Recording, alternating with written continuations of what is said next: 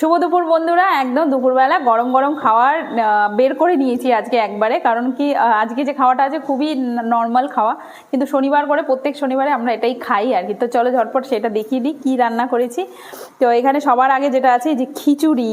তো এই খিচুড়িটা একদমই আলাদা, কারণ এটার মধ্যে সমস্ত রকম সবজি বলতে পারো, পালং শাক, 2-3 রকমের ডাল দিয়েছি, তার সাথে সেদ্ধ চাল আর মশলা দিয়ে অনেক কিছু, তারপর খিচুড়িটা বানিয়েছি। আর প্রেশার কুকারে একবারে মানে সিটি দিয়ে ভালো করে বানালাম। তো তারপরে যেটা এর সাথে যেটা আমরা খাই আর কি, জেনারেলি তরকারিও খাওয়া যায়, কিন্তু যেহেতু এর মধ্যে অনেক সবজি আছে তাই এখানে নিয়ে নিয়েছি অনেকগুলো পাঁপড়। তো পাঁপড়গুলো পাঁপড় ভাজা এমনিই খেতে কত ভালো লাগে, তাই না? তার সাথে এখানে আছে হচ্ছে এই যে খিচুড়ির সাথে খাবো হচ্ছে সেদ্ধ। তো এই যে আলু সেদ্ধ, এটা ভাজা আলু সেদ্ধ। তো ভাজা আলু মানে আলুটাকে ভালো করে ভেজে সেদ্ধ করে, মানে সেদ্ধটাকে ভালো করে ভেজে নিয়েছি। তার সাথে এই যে চাটনি, একদম আমার ঘরোয়া চাটনি।